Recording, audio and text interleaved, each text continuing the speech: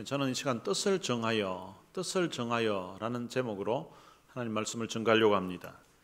다니엘서 1장 1절에 보면 다니엘서가 기록된 시대적인 배경을 기록하고 있습니다. 유다왕 여호야김이 다스린 지 3년이 되던 해에라고 기록하고 있습니다. 그러니까 여호야김이 유다의 왕이 되고 난 다음에 3년이 되었다는 거죠. 그때 어떤 일이 있었는가 하면 바벨론 왕 느부갓네살이 예루살렘에 이르러 성을 에워쌌더니라고 말합니다. 그러니까 바벨론 왕이 유다를 공격해 와서 예루살렘 성을 다 포위했다는 것입니다. 2절에서는 주께서 유다 왕 여호야김과 하나님의 전 그릇 얼마를 그의 손에 넘기심에 그가 그것을 가지고 신할 땅 자기 신들의 신전에 가져다가 그 신들의 보물 창고에 두었더라라고 말하고 있습니다. 바벨론 왕이 유다를 공격해 와서 성전에 있는 그릇들을 자기가 다 그릇 중에 얼마를 가지고 가서 바벨론에 자기가 섬기고 있는 그 신전의 보물 창고에다가 두었다는 것입니다. 그런데 이 내용을 역대하에서는 좀 더 구체적으로 설명을 하고 있습니다. 역대하 36장 5절에 보면 여호야김이 왕위에 오를 때에 나이가 25세라 예루살렘에서 11년 동안 다스리며 그의 하나님 여호와 보시기에 악을 행하였더라. 바벨론 왕 느부갓네살이 올라와서 그를 치고 그를 쇠사슬로 결박하여 바벨론으로 잡아가고 느부갓네살이 또 여호와의 전 기구들을 바벨론으로 가져다가 바벨론에 있는 자기 신당에 두었더라. 다니엘서에서는 예루살렘을 에워싸고 그리고 그 중에 성전 그릇 얼마를 가져간 것처럼 이해할 수가 있는데, 그런데 역대하에서는 느부갓네살 왕이 유다를 공격해 와서 그 당시에 유다의 왕이었던 여호야김을 잡아갔다는 것입니다. 쇠사슬에 묶어가지고 바벨론으로 끌고 갔다는 것입니다. 그리고 여호와의 성전 기구들도 바벨론으로 가져가서 그들이 섬기고 있는 그 신전에 두었다는 것입니다. 유다 땅은 하나님이 함께 하시는 땅이고 하나님이 돌보시는 땅으로 그렇게 유다 백성들은 믿고 있었습니다. 그런데 왜 이런 일이 발생했을까요? 그 이유를 2절에서는 이렇게 이야기합니다. 주께서 유다 왕 여호야김과 하나님의 전 그릇 얼마를 그의 손에 넘기셨다라고 말합니다. 나라에 이런 전쟁이 일어나고 나라가 망하고 그리고 왕은 바벨론으로 끌려가는 이런 일들이 성전 그릇 얼마가 바벨론 신전으로 옮겨가는 이런 일들을 주께서 하셨다라고, 주께서 바벨론 왕 느부갓네살 손에 넘기셨다라고 이렇게 기록하고 있습니다. 그러면 왜 주님께서, 왜 하나님께서 이렇게 넘기셨는가? 그 이유를 역대하 36장 5절에서는 여호야김이 그의 하나님 여호와 보시기에 악을 행하였다라고 말씀하고 있습니다. 사실은 유다 왕들 중에 여호야김만 악을 행한 것이 아닙니다. 그 선대 왕들로부터 하나님께서 그들에게 베풀어 주셨던 그 은혜를 잊어버리고, 아니 은혜를 저버리고 그들은 우상 숭배하며 하나님을 등지고 살았습니다. 그래서 하나님이 수많은 선지자들을 보내서 하나님께로 돌아오라고 했습니다. 그런데 그 돌아오라고 하는 그 선지자들의 소리를 그들은 외면했었습니다. 심지어 선지자들을 때리고 또 죽이기까지 했습니다. 그런데 그것이 이제 이 여호야김 왕 때에 그게 치달은 거예요. 하나님 보시기에 악하게 행했던 이 여호야김 왕 때에 하나님이 바벨론 왕의 손을 통하여서 그들을 징계하신 것입니다. 이때 여호야김 왕만 포로로 끌려간 것이 아니라 같이 끌려갔던 사람들이 있었습니다. 그 사람들이 오늘 본문에 나오는데 다니엘과 그의 세 친구들입니다. 근데 이들의 나이는 10대였습니다.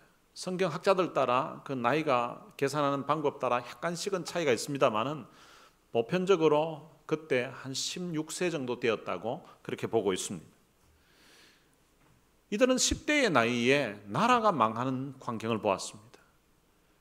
그리고 바벨론에 의해서 참 그 왕이 끌려가는 그런 비참한 상황을 그들이 목격했습니다. 그리고 그들도 유다 땅에 살다가 이제 이 바벨론까지 약 1400km가 넘는 이 먼 거리를 자기들은 포로된 상태에서 왔습니다. 근데 그들이 막상 바벨론에 도착하고 나니까 놀라운 일이 발생했습니다. 어떤 일인가 하니까 바벨론 왕궁에서 요즘식으로 표현하면 특별 장학생을 선별한 것입니다. 선별하는 기준이 있었는데 어떤 기준인가 하면 왕족이나 귀족이어야 했습니다. 그리고 용모가 아름다워야 했습니다. 그리고 모든 지혜를 통찰하며 지식에 통달하며 학문에 익숙한 사람이라야 했습니다. 그러니까 아주 똑똑한 그런 사람이라야 되었다는 거죠. 이렇게 선출된 사람 중에 다니엘과 그의 세 친구가 같이 포함이 되었습니다. 그런데 이들에게는 바벨론 왕이 주는 음식을 먹게 하고 왕이 주는 포도주를 마시면서 지내게 합니다. 3년 동안 교육 과정을 거치게 되는데 그 교육 과정에서 바벨론이 사용하는 그 갈대아 언어를 배우게 되고 바벨론의 모든 지식들을 배우게 됩니다. 이 과정이 끝나고 나면 이제 왕 곁에 서서 왕을 보좌하고 왕을 섬기는 그런 일을 합니다. 그러니까 이 과정이 끝나고 나면 그 당시 바벨론에서 최고의 어떤 고위 공직에 올라갈 수 있는 그런 특권이 그들에게 주어지는 사람입니다. 우리 미국식으로 하면 이 3년의 과정을 거치게 되면 백악관에 들어가서 일할 수 있도록 하는, 그것도 참 대통령 옆에서 일하게 되는 그런 위치에 서게 된다는 것입니다. 그런데 이때에 이 다니엘이 오늘 본문 8절에 보면 다니엘은 뜻을 정하였다고 그렇게 말합니다. 보통 사람들이 신앙생활 하다가 어려울 때에 보면 하나님 앞에 뜻을 정하는 경우들이 많이 있습니다. 너무나 절박하고 어려울 때에 하나님 앞에 서원 기도하면서 뜻을 정합니다. 하나님, 이 문제만 어떻게 좀 해결해 주시면 내가 앞으로 이렇게 신앙생활 하겠습니다. 하나님, 이 문제만 해결해 주시면 내가 이렇게 살겠습니다 라고 결단하는 그런 경우들이 있습니다. 그런데 환경이 좋아지고 먹고 사는 걱정이 없고 몸이 건강하고 편안해지면 그때 뜻을 정하는 사람은 많지 않습니다. 지금 다니엘 같은 경우에는 포로로 잡혀왔지만 바벨론 왕궁에서 특별 대우를 받는 그런 위치에 있습니다. 그리고 최고의 그 당시 왕이 먹는 음식, 왕이 마시는 포도주를 마시면서 3년을 지나게 됩니다. 그리고 바벨론의 그 당시에 최고의 학문을 배우게 됩니다. 그리고 그 3년간의 과정이 끝나고 나면 출세가 보장되어져 있는 그런 곳에 이제 특별하게 선택을 받게 되었습니다. 이럴 때에 다니엘은 뜻을 정했습니다. 뜻을 정했다는 말은 마음을 정했다는 것입니다. 결심을 했다는 것입니다. 나 이렇게 한번 살아보겠다고 결정을 했다는 것입니다.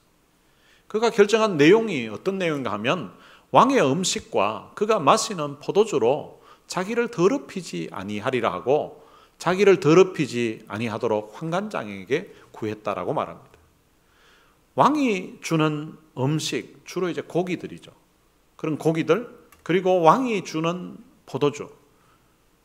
우리 미국식으로 하면 최고의 스테이크, 최고 좋은 그런 스테이크에다가, 그리고 또 와인도 최고 비싼 그런 와인, 이렇게 해서 그것을 3년 동안 먹고 마실 수 있도록 하는 것입니다.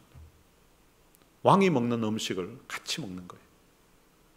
그런데 이것을 다니엘이 안 하겠다는 것입니다. 안 먹겠다는 것입니다. 그 안 먹는데 이유가 있습니다. 그 음식을 먹으면 자기가 더러워진다는 것입니다. 왕이 도대체 어떤 음식을 먹었길래 왕이 주는 그 음식을 먹으면 자기가 더러워지느냐? 그 당시에 왕이 주는 그 음식은 일단 바벨론에서 섬기는 그 신전 앞에 제물로 드려진 음식이에요. 제물로 드려진 다음에 그 다음에 그 음식을 가지고 이제 왕에게 드리는 거예요. 그러니까 이게 이방 신에게 제사 드린 제사 음식이에요. 근데 그 제사 음식을 이방신에게 드려졌던 그 음식을 먹으면 자기가 더러워진다고 다니엘은 생각한 거예요. 또한 구약 성경에서도 이런 이방신에게 드려졌던 이런 음식들을 먹지 못하도록 금하는 내용이 있습니다. 다니엘은 자기 마음에 이런 음식을 안 먹겠다는 것입니다. 아마 그냥 음식을 보면 어쩌면 유대 땅에서는 보지도 못했고 들어본 적도 없었던 너무나 참 맛있고 또 질 좋은 그런 고기 종류였을 것 같습니다. 근데 그것을 안 먹겠다는 거예요. 그럼 고기를 이게 안 먹는다는 게 이게 쉬운 일이 아닙니다. 전에 제가 아는 목사님은 연세가 80이신데 고혈압이 있고 당뇨가 있고 거기다가 콜레스테롤이 있고 그러니까 병원에 가니까 이 고기를 먹지 말라는 거예요. 근데 의사 말 듣고 고기를 안 먹으니까 힘이 없다는 거예요.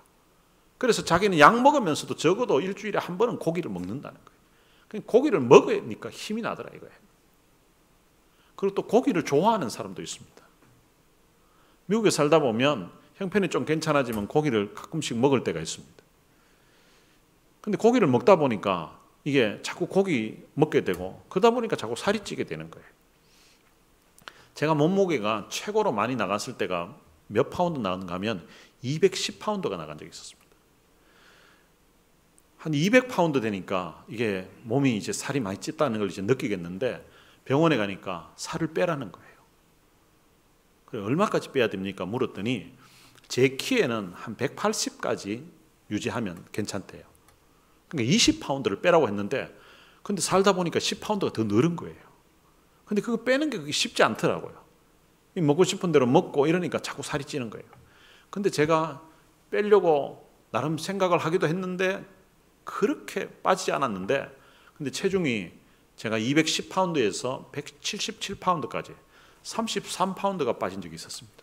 그때가 언제였는가 하면 저희 아내가 아토피가 너무 심해가지고 이 약 저 약 복용해도 되지 않고 나중에는 음식을 주의해야 된다고 의사 선생님이 이야기를 해서 이제 아내가 먹지 말아야 되는 음식, 아토피에 안 좋은 음식 이렇게 정해준 데 보니까 고기류 같은 거는 다 못 먹게 하는 거예요. 그리고 옆에 보니까 제가 좋아하는 음식을 보니까 다 안 되는 거예요. 그래서 아내가 의사 선생님이 권하는 음식만 먹으니까 이게 거의 막 풀만 먹는 야채만 먹고 뭐 이런 분위기인 거예요. 근데 그 아내는 야채 먹는데 저는 옆에서 고기 먹고 또 제가 저를 위해서 고기를 반찬을 준비해야 되고 이건 좀 아닌 것 같다 싶어서 아내가 먹는 그 음식과 그 양을 같이 먹었습니다. 그렇게 한동안 먹다 보니까 체중이 자꾸 빠지기 시작하는데요. 33파운드가 줄더라고요. 근데 이제 아내가 또 하나님의 은혜로 아토피가 다 낫고 나니까 그 다음에 이제 음식을 그냥 고기도 먹고 막 이래 하다 보니까 다시 체중이 이제 늘기 시작하는데 여러분 먹고 싶은 음식을 먹지 않는 거 그것도 쉬운 일이 아니에요. 저희 딸 지혜 같은 경우에는 뭐 먹고 싶냐 하면 늘 고기만 이야기합니다. 그리고 우리 큰아들도 보면 주로 고기 좋아합니다. 고기를 자꾸 이래 먹으려고 하는 거예요. 그런데 먹고 싶어하는 그 고기를 안 먹게 되면 그것도 아주 힘든 일이에요. 그런데 이 다니엘 같은 경우에는 자기가 고기 좋아하는데 안 먹겠다는 이 수준이 아닙니다. 이유가 자기 몸을 더럽히지 않겠다는 거예요. 그리고 왕이 주는 그 음식을 거절하는 것입니다. 만약에 이것을 왕이 알게 된다면 바벨론 왕궁의 특별 장학생으로 3년간 공부를 하고 나면 출세가 보장되어져 있는 이런 모든 특권들이 다 없어지는 것입니다. 그렇게 되면 그는 바벨론에서 포로로 노예로 살아야 됩니다. 노예로 살기만 해도 어쩌면 다행일 수도 있습니다. 왕의 명을 거역했다고 해서 죽을 수도 있습니다. 바벨론 왕이 마음을 먹으니까 유다 왕도 포로 신세로 쇠사슬에 매여가지고 바벨론까지 끌려왔습니다. 그렇다면 이 10대 소년들 몇 명 정도는 그냥 바벨론 왕이 얼마든지 죽일 수도 있고요. 이 죽이는 것은 아무 문제도 안 됩니다.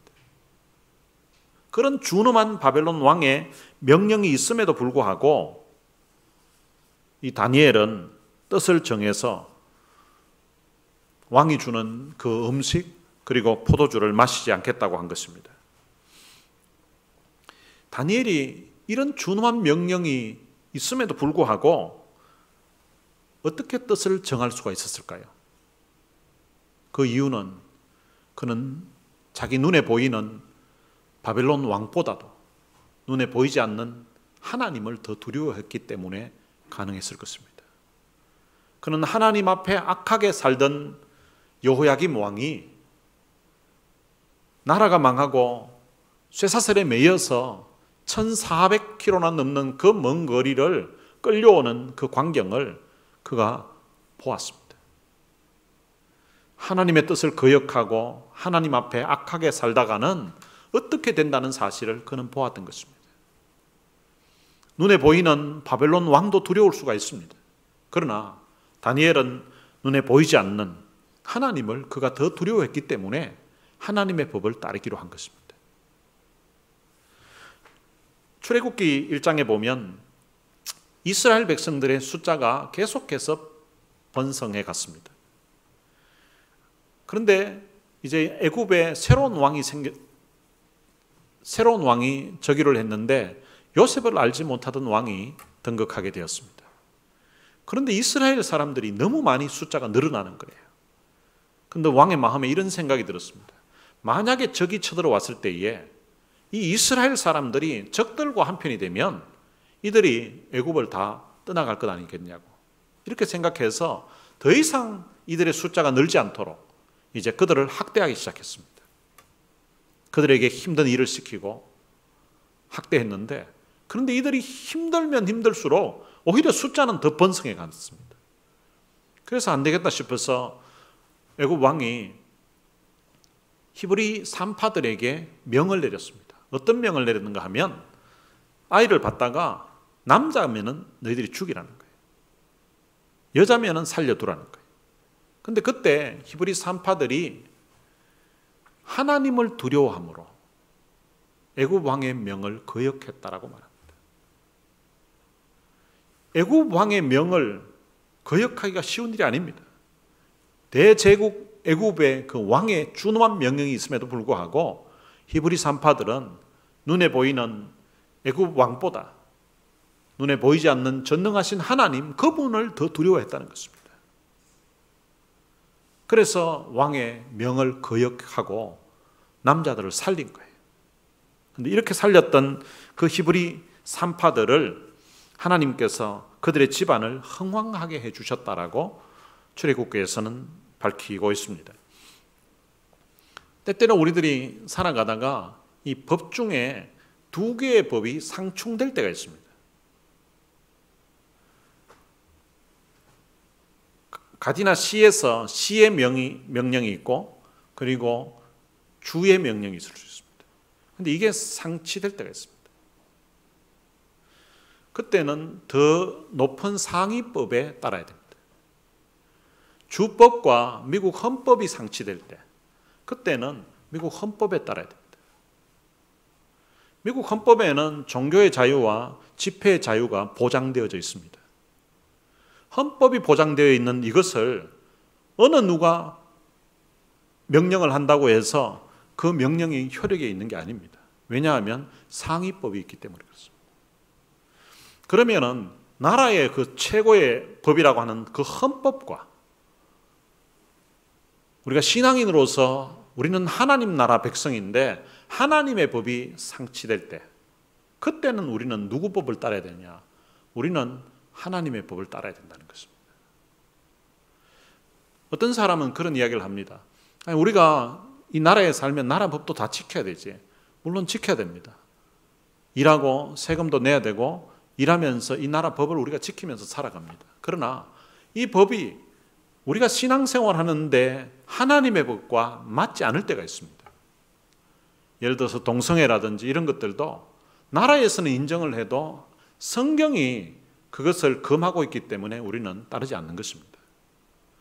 그리고 만약에 나라의 법이라고 해서 무조건 지켜야 된다 이런 논리로 설명을 한다면 중국에 있는 가정교회들은 다 없애야 될 것입니다. 왜냐하면 중국 정부가 인정하지 않으니까.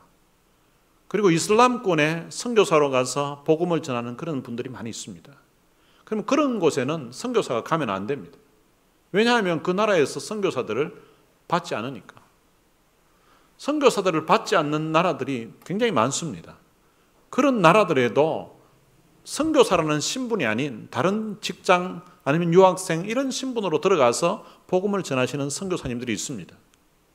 그럼 우리 한국 땅에도 선교사들을 받아주는 걸로 법으로 허용했기 때문에 선교사가 들어온 게 아닙니다. 초창기에 선교사님들이 와서 많은 사람들이 순교를 당했습니다. 그럼에도 불구하고 복음을 전해서 오늘 우리가 예수 믿고 하나님의 자녀가 된 것입니다. 다니엘은 자기가 지금 살고 있는 그 바벨론의 그 법도 있고 바벨론 왕의 명령도 있지만 그보다 더 천진 만물을 만드신 전능하신 그 하나님의 명에 그는 순종했던 것입니다. 그리고 다니엘은 자기가 뜻을 정하는 이것을 통하여서 왕이 주는 그 고기와 그리고 왕이 주는 포도주를 마시지 않는 것을 통하여서 하나님을 향한 자기의 믿음을 표현하고 하나님을 향하는 자기의 사랑을 표현한다고 그렇게 생각한 것입니다. 우리 한국인들의 믿음의 선배들은 하나님을 사랑했기 때문에 술과 담배를 하지 않겠다고 결단을 했습니다. 그래서 우리 장로교에서는 바로 술과 담배를 하지 않겠다고. 성경에 보면 어떤 곳에서는 포도주가 아주 하나님이 주신 기쁨의 선물인 것처럼 표현하는 곳들도 많이 있습니다. 또 예수님도 포도주를 마셨다고 그렇게 되어 있고 또 우리 성찬을 할 때도 포도주로 성찬을 합니다. 그럼에도 불구하고 우리 한국인의 그 장로교 신앙을 가졌던 우리 선배님들이 하나님 사랑하는 마음이 술을 마시는 것보다 하나님을 더 사랑하기 때문에 이것을 끊겠다고 그렇게 결단을 한 것입니다. 저는 지금 생각해 보면 술, 담배를 끊은 게 아주 잘된 것이라고 생각합니다. 물론 교파에 따라 또 캐톨릭 같은 경우에는 이 담배도 하고 술도 합니다. 그러나 우리 개신교에서는 하나님을 사랑하는 그 마음으로 세상에 주는 어떤 이런 향락들을 끊겠다는 것입니다. 중국의 신앙의 선배들은 예수를 믿으면서 그들이 마음에 뜻을 정하고 결심한 것이 있습니다. 아편을 하지 않겠다고 결심을 한 것입니다. 아편이 주는 어떤 쾌락 이런 것보다도 하나님을 더 사랑한다는 그런 표현으로 그것을 끊었던 것입니다. 다니엘은 자기가 참 그 바벨론에 와서 왕이 먹는 그 음식들 얼마나 참 맛있어 보이고 얼마나 최고급 음식이었습니까? 그러나 그런 것들을 하나님을 향한 믿음을 지키는 하나의 방편으로 생각하고 그는 뜻을 정하고 먹지 않겠다고 했던 것입니다. 다니엘이 이렇게 뜻을 정한 것은 순수한 믿음을 지켜보겠다는 것입니다. 이런 의미로 다니엘은 뜻을 정했습니다. 마음의 결단을 했습니다. 그런데 마음의 결단을 하고 나면 그 후에는 어떻게 해야 되는가 하면 그것을 행동으로 옮겨야 됩니다. 다니엘은 뜻을 정한 그날 그는 바로 행동으로 옮겼습니다. 뜻을 정했으면 우리가 행동으로 옮겨야 됩니다. 그런데 뜻만 정해놓고 행동으로 옮기지 않으면 그 뜻은 아무 의미가 없을 수도 있습니다. 지체는 제2의 불순종이라는 말이 있습니다. 순종을 하더라도 빨리 또 적극적으로 순종해야 되지 이것을 미루고 있다가 하는 것은 불순종과 동일하다는 것입니다. 다니엘은 자기가 뜻을 정한 것을 황관장에게 이야기했습니다. 이야기할 때 보면 오늘 본문에 보면 구하오니라고 그렇게 구하니라고 되어 있습니다. 이 구하니라는 이 말을 표준 세번역에서는 다니엘이 황관장에게 간청했다고 그렇게 말합니다. 간청했다는 말은 아주 정중하게 겸손하게 했다는 것입니다. 때때로 믿음이 있다는 사람들이 어떻게 보면 그게 하나님 앞에서 당당함일 수도 있지만 그게 사람들 앞에 때로는 하나님 앞에 볼 때도 그게 교만으로 나타날 때가 있습니다. 오늘 우리 신앙인들은 하나님 앞에서도 겸손해야 되지만 사람들 앞에서도 겸손해야 됩니다. 때때로 기도를 많이 하는 사람들이 교만한 경우가 있습니다. 자기가 기도 많이 한다고, 나는 새벽 기도 한 번도 안 빠졌다고 뭐 이러면서 기도 안 하는 사람들 무시하고, 저 사람은 기도도 안 하는 사람이라고 이렇게 하면서 사람들을 멸시하는 경우가 있습니다. 또 성경도 많이 읽은 사람들이 교만한 경우가 있습니다. 나는 성경을 몇 독했다고 하면서, 성경도 제대로 안 읽어본 사람이 하면서 성경 적게 읽은 사람들을 무시하는 그런 사람들도 있습니다. 또 금식 기도도 많이 해본 사람들이 금식 안 해본 사람들을 무시하는 경우가 있습니다. 하나님은 겸손한 자를 좋아하시고 겸손한 자에게 은혜를 베풀어 주십니다. 또 겸손한 사람도 교만한 사람이 있습니다. 자기가 제일 겸손하다고, 우리 교회 나만큼 겸손한 사람이 없다고, 이것도 교만한 말이에요. 그러니까 하나님 앞에 우리는 자기 자신을 늘 낮추면서 겸손해야 됩니다. 제가 20대 초반 때에 아주 참 교만한 때가 있었습니다. 빌립보서 2장에 보면 남을 나보다 낮게 여기라고 되어 있습니다. 그런데 저는 남을 나보다 낮게 여겼습니다. 내가 좀 괜찮은 줄로 생각하고. 근데 그러다가 제가 허리를 다쳤습니다. 허리를 다쳐서 18개월 동안 제대로 정상적인 생활을 하지 못했었는데, 근데 18개월 동안 있으면서 보니까 나보다 못한 사람이 아무도 없는 거예요. 그때 제가 정말 많이 회개했었습니다. 그리고 나보다 못한 사람이 없다는 것을 삶으로서 철저하게 회개하면서 깨닫게 된 적이 있었습니다. 다니엘은 자기가 뜻을 정해서 지혜롭게 또 행동했습니다. 환관장에게 겸손히 청을 했더니 환관장이 자기 고민을 이야기합니다. 만약에 지금 다른 소년들은 왕이 주는 음식을 먹고 너와 너 친구들은 이 고기를 먹지 않고 채식을 하게 되면 얼굴이 나중에 비교해 보면 초췌해 보일 거라고, 얼굴이 영 안 좋아 보일 거라는 것입니다. 이쪽에는 아주 참 얼굴이 좋아 보이는데, 윤택해 보이는데 이쪽이 안 좋아 보이면 왕 앞에서 자기 머리가 위태롭다는 거예요. 자기 목이 날아갈 수 있다는 이야기를 했습니다. 그리고 난 다음에 이 다니엘이 환관장이 자기들을 감독하게 하신 그 감독한 사람에게 가서 청을 했습니다. 종들을 열흘 동안만 한번 시험해 봐 주십시오. 열흘 동안 저희들이 채식만 먹고 왕이 주시는 그 음식을 우리가 안 먹고 포도주도 안 마시고 우리가 채식하고 물만 마셨을 때 열흘 뒤에 다른 왕이 주는 음식을 먹은 사람들하고 비교해 보시고, 만약에 우리의 얼굴이 다른 동료에 비해서 좋으면 우리가 계속 이렇게 할 수 있도록 해달라고 그렇게 청을 했습니다. 그랬더니 그 감독하는 자가 허락을 한 거예요. 그래서 성경은 9절에서 이렇게 말합니다. 하나님이 다니엘로 하여금 환관장에게 은혜와 긍휼을 얻게 하신지라. 하나님이 환관장에게 은혜와 긍휼을 얻게 해 주었다는 것입니다. 이 환관장은 그 환관들 중에서 최고 높은 위치에 있는 사람이에요. 그러니까 책임자인 거죠. 지금 이 바벨론 궁의 특별 장학생으로 뽑힌 이 사람들을 가르치고 관리하는 모든 총책임자예요. 그런 총책임자는 다른 사람들에게 은혜와 긍휼을 베풀기가 쉽지 않습니다. 왜냐하면 지금 학생들이 있는데 학생들, 이 학생 저 학생들 다 요구하는 대로 다 들어주게 되면 이게 학교를 운영하기가 쉽지 않습니다. 그렇기 때문에 정한 그 규율대로 엄격하게 해야 되는 것이 환관장의 위치라고 할 수 있습니다. 그런데 하나님이 다니엘로 하여금 환관장에게 은혜와 긍휼을 얻게 해주셨다는 것입니다. 때때로 우리가 인생을 살아가면서 내게 너무나 호의적이고 내가 부탁을 하면 아주 참 너무나 참 잘 들어주고 하는 그런 사람들을 만날 때가 있습니다. 원래 그 사람이 그렇게 나이스하고 원래 다른 사람들 부탁할 때마다 다 잘 들어주는 사람이 아닌데 이상하게 내게는 굉장히 호의적인 그런 사람을 만날 때가 있습니다. 오늘 이 본문식으로 표현하면 하나님이 그 사람에게 내게 은혜를 베풀 수 있도록, 긍휼을 베풀 수 있도록 그렇게 해주셨다는 것입니다.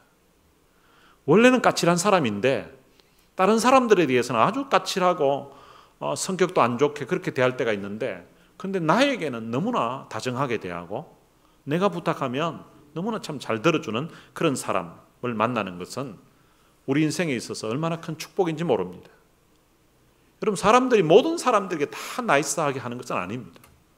그런데 특별한 사람에게 나이스하게 하고, 특별한 사람에게 관대하고, 특별한 사람에게 더 호의를 베풀어주는 그런 사람들이 내 주변에 있다면 얼마나 감사한 일이겠습니까? 여러분, 그런 호의를 베풀 줄 아는 그런 좋은 사람을 만나는 것이 우리 인생에 있어서 얼마나 큰 축복인지 모릅니다. 하나님은 이 다니엘에게 이런 좋은 사람 만날 수 있는 그런 은혜를 베풀어 주셨다는 것입니다. 그리고 다니엘에게 하나님이 주신 또 다른 은혜는 다니엘이 원하는 소원을 들어주셨다는 것입니다. 그가 채식을 10일 동안 하고 한번 시험을 해달라고 하니까 그대로 할 수 있도록 해주신 거예요. 그리고 그 다음에 이제 10일 뒤에 이제 비교를 해보는데요. 그 결과가 오늘 본문 15절과 16절에 나와 있습니다. 열흘 후에 그들의 얼굴이 더욱 아름답고 살이 더욱 윤택하여 왕의 음식을 먹는 다른 소년들보다 더욱 좋아 보인지라. 너무 놀랍지 않습니까? 원래 음식, 고기나 최상의 음식들 잘 먹으면 그 사람들의 얼굴이 더 윤택하고 더 얼굴이 아름다워야 될 건데 10일 동안 채식만 먹었던 다니엘과 그 친구들의 그 얼굴이 아름답고 살이 더 윤택하여졌다는 것입니다. 하나님이 그들에게 베풀어 주신 은혜라고 할 수 있습니다. 그리고 다니엘에게 주셨던 또 다른 은혜는 지혜와 총명을 주셨다는 것입니다. 오늘 본문 17절에 보면 하나님이 이 네 소년에게 학문을 주시고 모든 서적을 깨닫게 하시고 지혜를 주셨으니 다니엘은 또 모든 환상과 꿈을 깨달아 알더라. 여러분, 학문을, 모든 지식들을 다 알 수 있도록, 그리고 모든 서적을 깨닫게 하셨다는 것입니다. 여러분, 이들은 바벨론에 와서 처음 그 바벨론의 언어인 갈대아어를 처음으로 배웠습니다. 그런데 언어를 지금 습득하기도 쉽지 않을 건데 그 보는 책들마다 모든 서적을 다 깨닫게 된다는 것은 놀라운 일입니다. 그리고 다니엘은 또 모든 환상과 꿈도, 누가 환상을 봤다든지 꿈을 봤다든지 하면 그것도 의미가 무엇인지를 깨달을 수 있는 그런 통찰력을 하나님이 주셨다는 것입니다. 그뿐만 아니라 또 다른 은혜는 21절에 보면 다니엘은 고레스 왕 원년까지 있으니라 라고 말하고 있습니다. 다니엘이 바벨론에 포로로 잡혀왔습니다.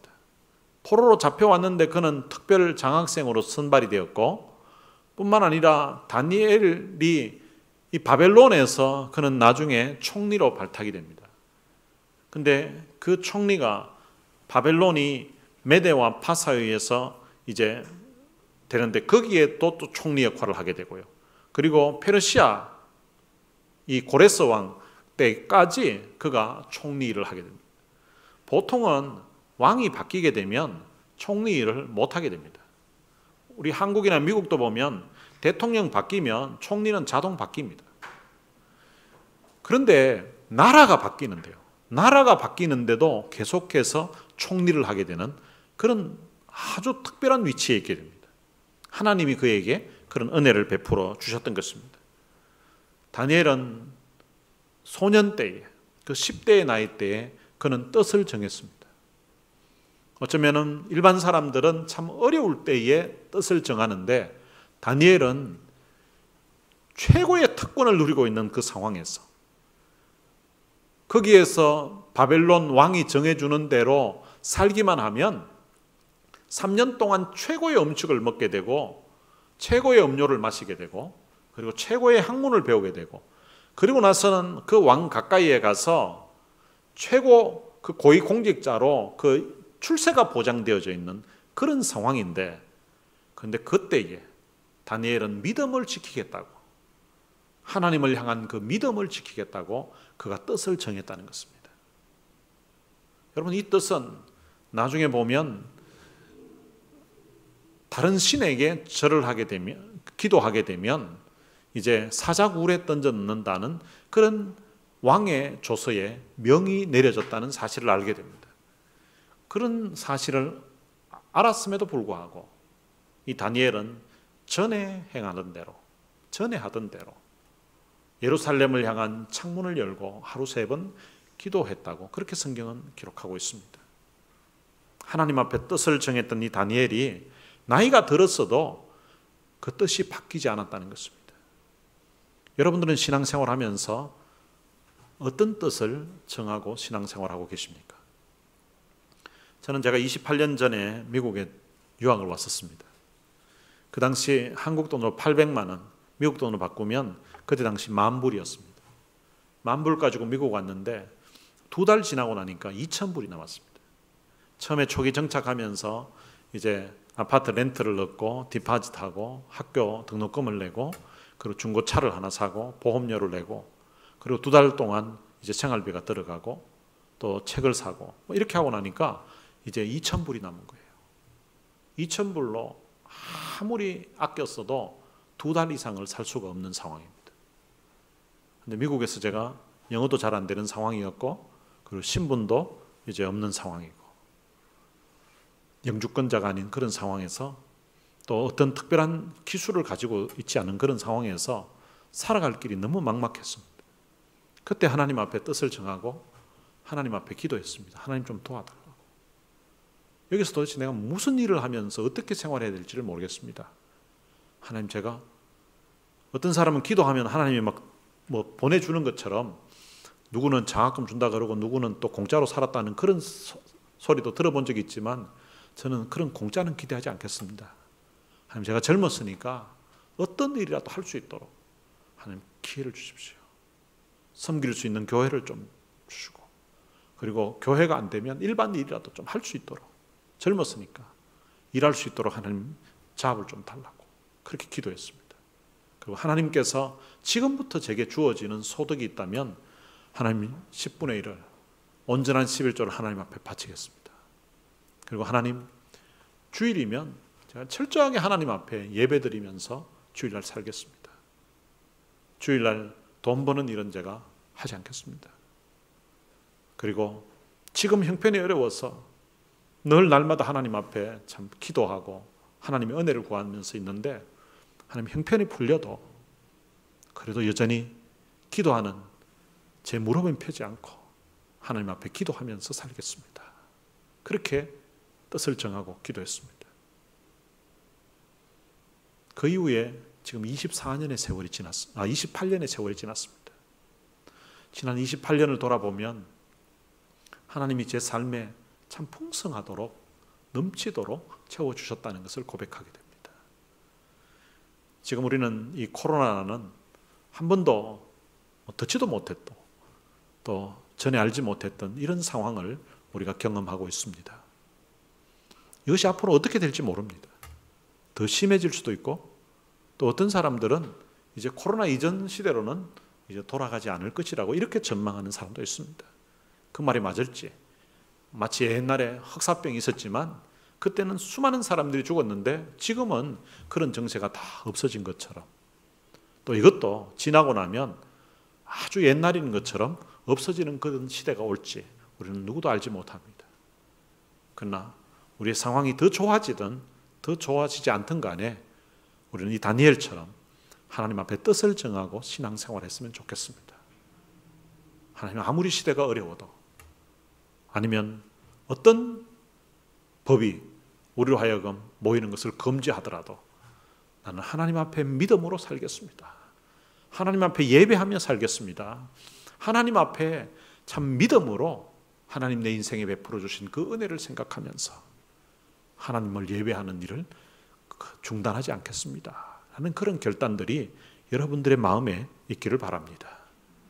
오늘 말씀을 들으면서 이 다니엘 마음에 뜻을 정했던 것처럼 나도 하나님 앞에 뜻을 정해서 내 남은 생에 이런 식으로 하나님을 향한 내 믿음을 표현하면서 살겠다.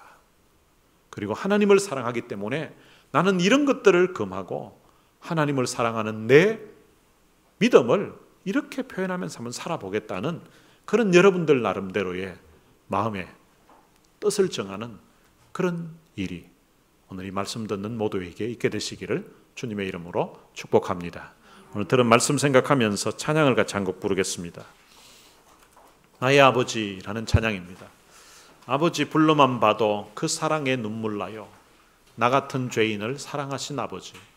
온종일 울어봐도 감당할 수 없는 그 사랑, 그 크신 사랑을 어찌 말로 표현하리.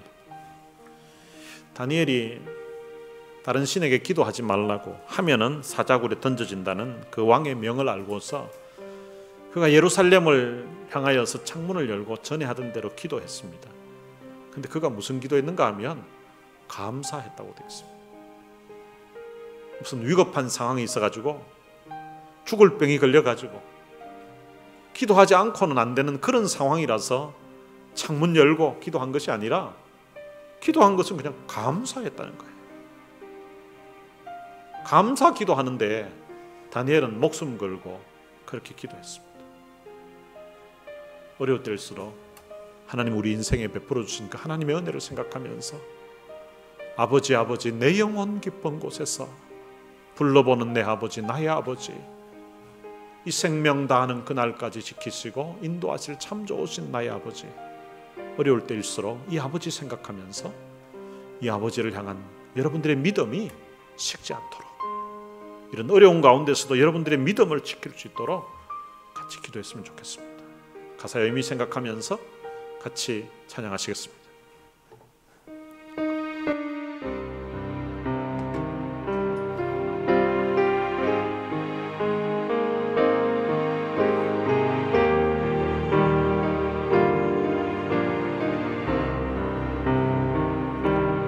아버지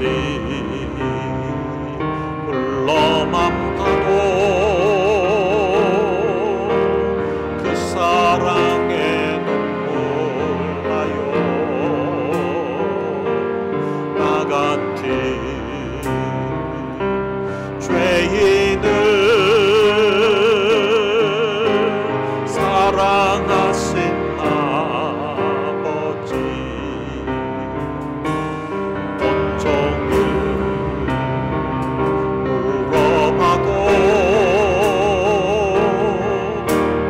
감당할 수 없는 그 사랑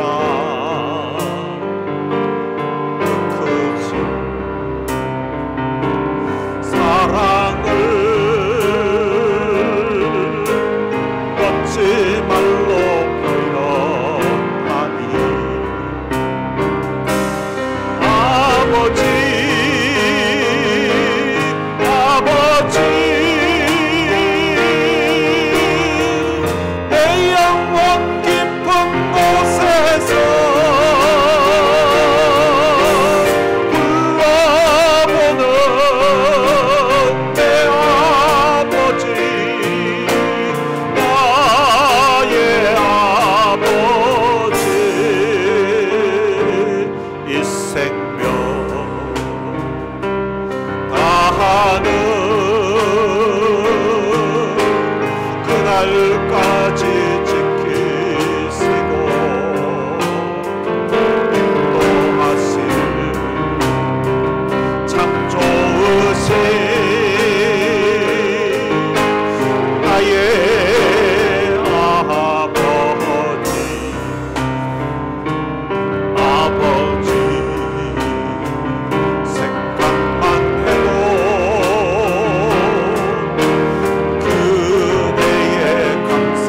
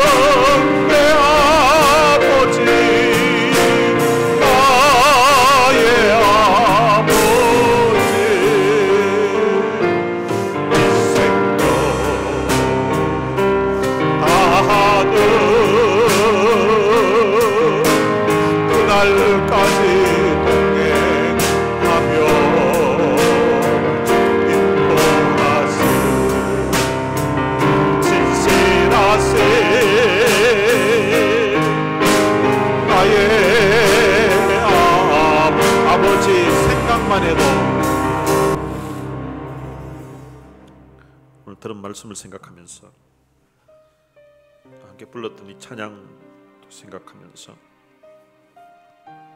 우리의 삶이 어려울 때, 하나님의 은혜를 구했을 때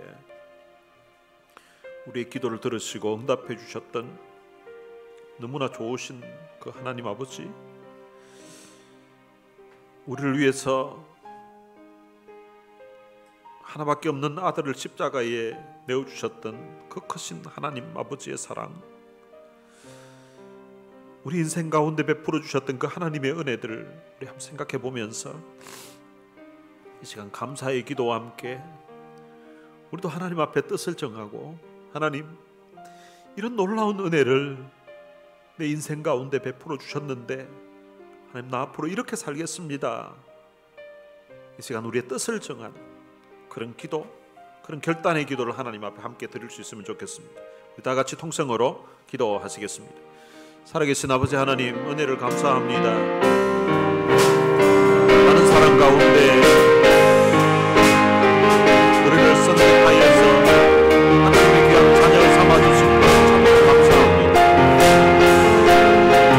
오늘 하나님의 자녀 삼기 위해서 하나밖에 없는 아들을 십자가에 못 돌아가게끔 내어주시고, 그 아들이 당한 고난과 그리고 고초, 십자가의 그 처절한 고통, 십자가의 죽음을 통하여서 오늘 우리의 죄를 사해 주시고 오늘 우리를 귀한 하나님의 자녀로 삼아주신 것 참으로 감사합니다. 만님이 내게 있어도 놀라운 사랑, 놀라운 은혜, 말로 어떻게 형언할 수 없는 그 크신 하나님의 사랑, 하나님의 은혜입니다. 십자가의 사랑을, 아들의 목숨을 내어주신 이 귀한 아버지의 사랑을 어떻게 말로 다 표현할 수 있겠습니까? 그 크신 하나님의 사랑이, 그 크신 그 십자가의 사랑을 내 가슴에 주님 감격으로 받을 수 있도록 해주시고, 그 받은 사랑, 받은 은혜가 감사해서 예수를 위해 살겠다고, 주를 위해 살겠다고 마음에 결단하게 하시고 하나님 믿음으로 살 수 있도록 은혜를 주신 것 참으로 감사합니다. 세상은 코로나로 인하여서 어려운 가운데 있고, 오늘 믿는 사람들이 하나님 앞에 예배드리는 것마저도 금지하고 있는 이 시대에 우리가 살아가고 있는데, 하나님 이럴 때에 다니엘처럼 뜻을 정하기를 주님 원합니다. 하나님, 우리 인생 가운데 베풀어 주셨던 하나님의 사랑, 하나님의 은혜가 너무 감사해서 땅에 있는 통치자도 두렵고 월급을 받고 법정에 가서 서는 것도 두려울 수 있지만, 그러나 보이지 않는 하나님을 더 두려워할 수 있는 그런 믿음을 우리에게 주신 것 참으로 감사합니다. 하나님, 앞으로도 눈에 보이는 어떤 권세자보다도 눈에 보이지 않는 전능하신 하나님, 나를 위하여서 아들을 아낌없이 십자가에 내어주셨던 그 하나님의 사랑, 하나님의 은혜에 감사해서 오늘 믿음의 결단과 하나님을 향한 현실의 결단과 하나님을 향한 사랑의 표현을 드려지는 이 예배를 우리가 중단하지 않도록 하나님 도와주시기를 원합니다. 하나님, 받은 바 사랑이 너무 감사해서, 받은 바 은혜가 너무 고마워서 마음을 들여서 산걸 들여서 하나님 앞에 살면서 따르는 사랑하는 성도들을 주님 기억해 주시고, 다니엘이 마음의 뜻을 정했던 것처럼 오늘 이 말씀을 듣는 저의 마음에도, 함께 기도하는 이들 마음에도 하나님 마음의 뜻을 정할 수 있도록 은혜를 베풀어 주옵소서. 다니엘은 인생에 출세가 보장되어져 있는 최고의 조건 가운데서 여기에 순응하기만 하면 출세가 보장되어 있고 장래가 보장되어 있는데, 그럼에도 불구하고 하나님을 두려워하면서 하나님을 향한 그 사랑하는 마음, 하나님 앞에 거룩하게 믿음을 지키겠다고 하는 그런 귀한 결단을 했던 것처럼, 하나님 오늘 우리들도 하나님 앞에 결단하게 하시고 하나님 앞에 헌신하게 하시고 하나님 앞에 뜻을 정하고 믿음으로 나아가는 주님을 될 수 있도록 은혜를 베풀어 주옵소서.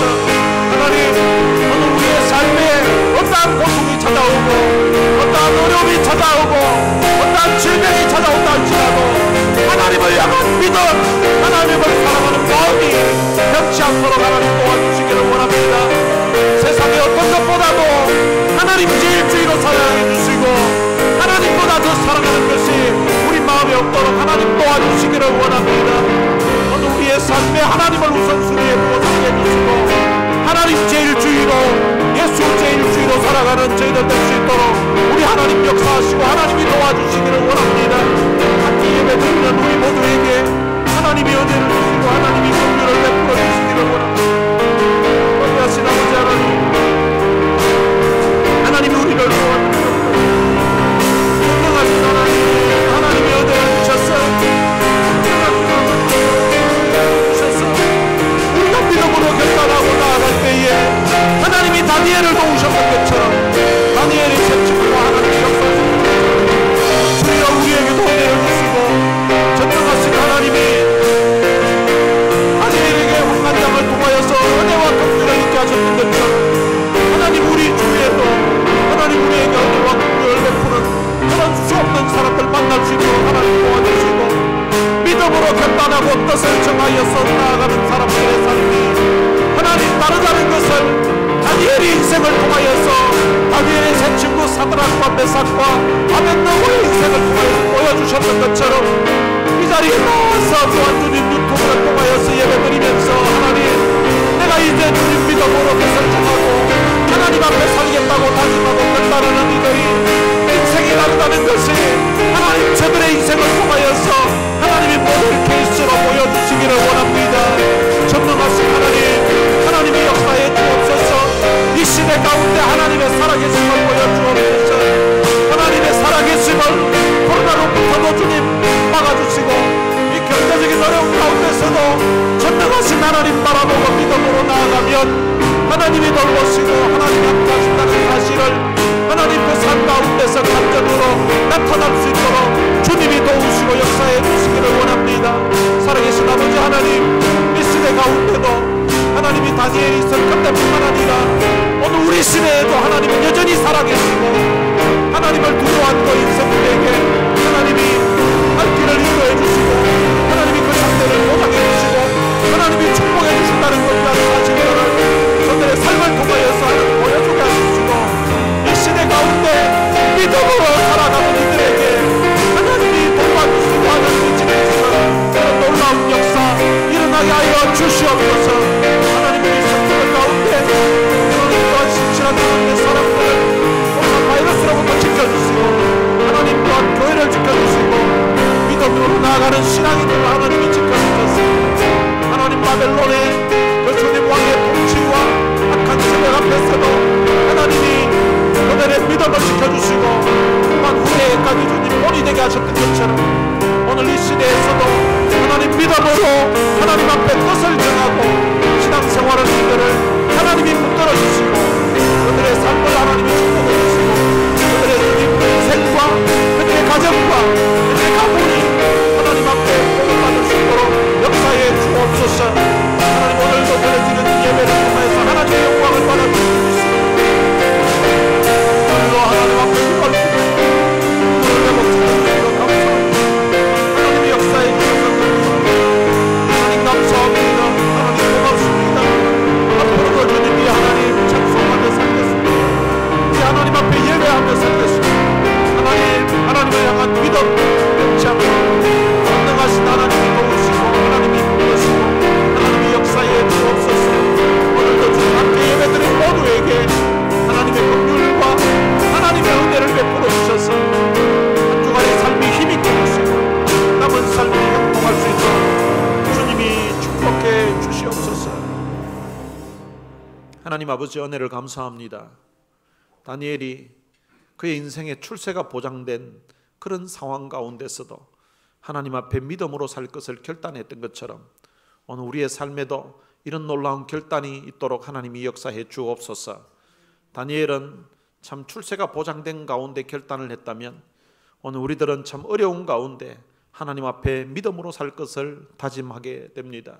전능하신 하나님, 오늘 코로나 바이러스로 인하여서 여러 가지 많은 두려움도 있고 그리고 또한 예배를 금하는 여러 가지 많은 그런 상황들도 우리가 듣지만 그러나 이 땅에 보이는 어떤 질병이나 이 땅에 보이는 어떤 권세자보다도 눈에 보이지 않는 전능하신 하나님을 두려워하고, 그리고 또한 우리를 위해서 하나밖에 없는 아들을 주신 그 하나님의 그 귀한 사랑에 참 우리가 믿음으로 반응하는 사람 될 수 있도록 역사해 주옵소서.